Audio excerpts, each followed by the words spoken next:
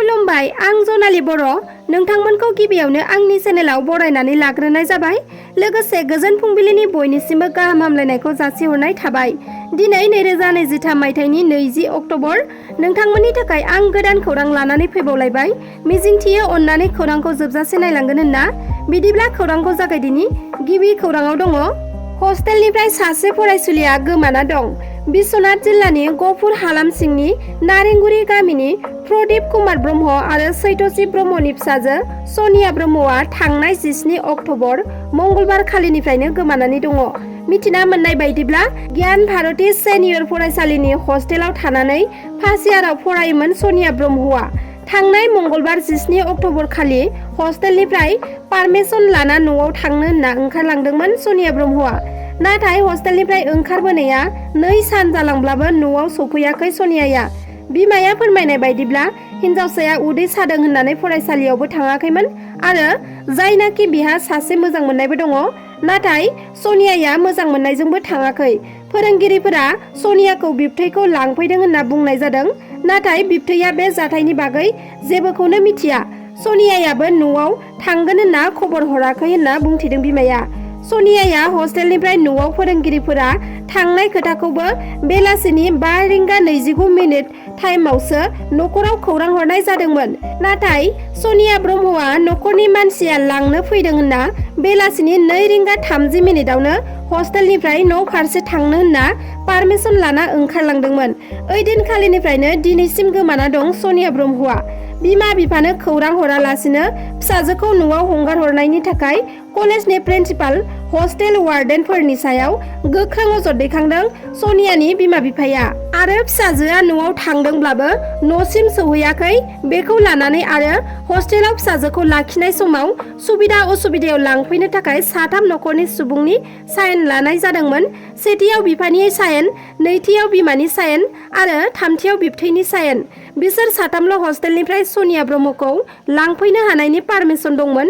नाथाय एग्रिमेन्ट बादि सोलियालासिनो सनियाखौ लांफैग्रानि मोखां नुवालासिनो हंगार हरनायनि थाखाय गियान भारती सेनियर सेकेन्डारि फरायसालिनि हस्टेलनि सायाव केस थिसननाय जाबाय होननानै फोरमायथिदों सनियानि बिमा बिफाया। सनिया लानाय मबाइलाबो सुइच अफ जाबाय आरो मानसियाबो गोमानानै थानायनि थाखाय गोबां दुखुआव दं बिमा बिफाया। लोगोसे सोरबाफोर सनिया ब्रह्मखौ बहाबा नुसनबायोब्ला होखानाय मबाइल नाम्बाराव खौरां हरनो थाखाय गुरैयै खावलायहरदों रायजो राजाफोरखौ।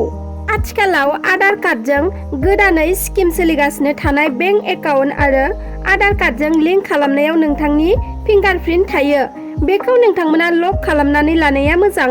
मानोना नोंथांनि आधार कार्डआव होनाय फिंगारप्रिन्टजों नोंथांनि बेंक एकाउन्टनिफ्राय रां लुथिनानै लानो थाखाय गोरलै जानो हागौ। रां लुथिजानायनिफ्राय बारग'नोब्ला नोंथांमोनहा एम-आधार एपनि गेजेरजों आधार कार्डखौ GETOTPLAST4 लिरनानै 1947 नाम्बाराव SMS हरनायनि गेजेरजोंबो आधार कार्डखौ लक खालामनानैबो लानो हायो। आरो जेब्ला नोंथांमोनहा आधार कार्डखौ गोनांथि जायो अब्लानो 1947 नाम्बाराव SMS हरफिनोब्लानो आनलक खालामनानैबो लाफिननो हायो। बेबादि सुबिदाखौ नोंथांमोनहा खालामनानै लायोब्ला बेंक एकाउन्टनिफ्राय रां खावजानाया रैखाथि जागोन। आसाम पुलिसनि STF बिफाना गुवाहाटी नोगोरमानि सिङाव थानाय कानापारायाव गोख्रों सिग्रोमनानै 11,000 रांनि ड्राग्सजों लोगोसे जाथायाव लोब्बा थानाय 4 ड्राग्स फालांगिरिफोरखौ एरेस्ट खालामदों। हमजानाय ड्राग्स फालांगिरिफोरा सिरियै आन्दोआव ड्राग्सफोरखौ फानबोगासिनो दंमोन। उनाव ST बिफाना खौरां मोननानै बिसोरखौ ड्राग्स फाननो लानाय समावनो हमनो हादों। हमजानाय ड्राग्स फालांगिरिफोरनि मुङा जाबाय केटेब बर', धन राभा, आइदुल शेख, सनवानी बेगम। बर'नि गोदानै दाजानाय NLP आफादनि सोद्रोमाफोरनो आसाम सरकारनिफ्राय गिदिर अफार फैदों दुर्गा फुजानि। थांनाय 2020 मायथाइनि 27 जानुवारि खालारखालि NDAP आफादनि 4 फेक्सनजों लोगोसे एबसु आरो UBPUआ BTR गोजोन गोरोबथा खालामनायनि उनाव बे गोरोबथाजों बर' माहारिनि गासै सिमांफोरा सुफुंजाजोबगोनखौ नुनानै गोदान हाथियार लाग्रा आफाद दादोंमोन। बे आफादानो जादों NLP आफाद। दा बे NLFB आफादा सरकारजों सावरायनो होननानै अरनबारिनिफ्राय फैनानै दं। आसाम सरकारा NLFB आफादनि साफ्रोमनोबो सोद्रोमाफोरनो 2 लाख रां होनो नागिरदों आरो हाथियार दैनायखौ गारनानै न'आव गोजोनै थाहैनो खावलायहरदों होननानै NLFB आफादनि मावथिफोरा फोरमायथिदों। बिथांमोना फोरमायनाय बायदिब्ला दिनै गुवाहाटीनि कलाक्षेत्रआव आसाम सरकारा NLFB केडारफोरनो 2 लाख राङै चेक राननायनि मोनसे हाबाफारि लानाय जादों आरो बे हाबाफारियाव बाहागो लानो थाखाय साफ्रोमबो NLFBनि सोद्रोमाफोरखौ हांख्रायहरदों।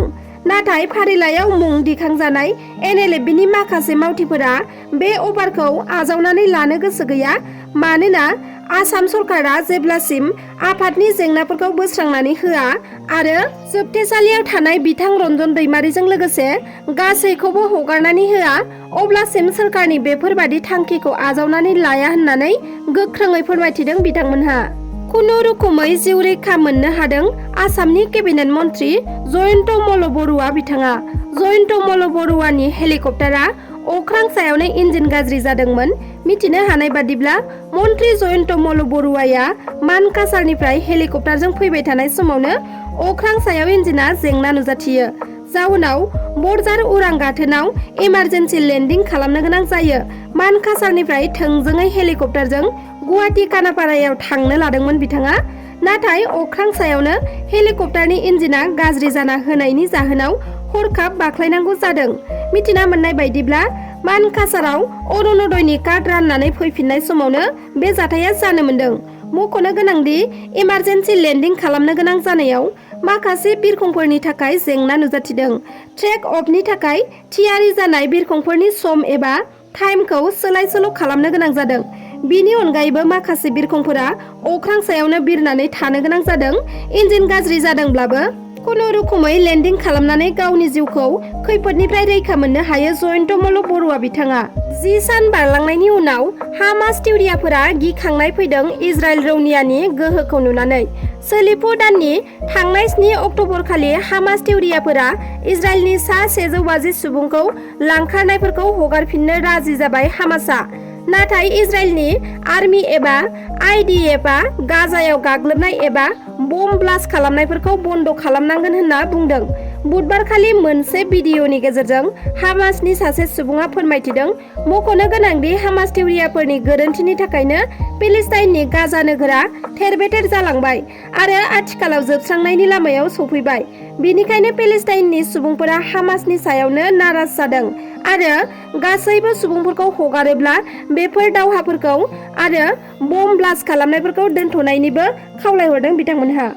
दिनैनि खौराङा बेखिनियानोमोन। नोंथांमोना आंनि खौरांखौ नायजोबलांनायनि थाखाय रोजा रोजा साबायखर थाबाय आरो नोंथांमोना आंनि चेनेलखौ साबस्क्राइब खालामाखैब्ला अन्नानै साबस्क्राइब खालामनानै लादो। लोगोसे लाइक, शेयार, कमेन्ट खालामनो दाबाव। गोजोन्थों।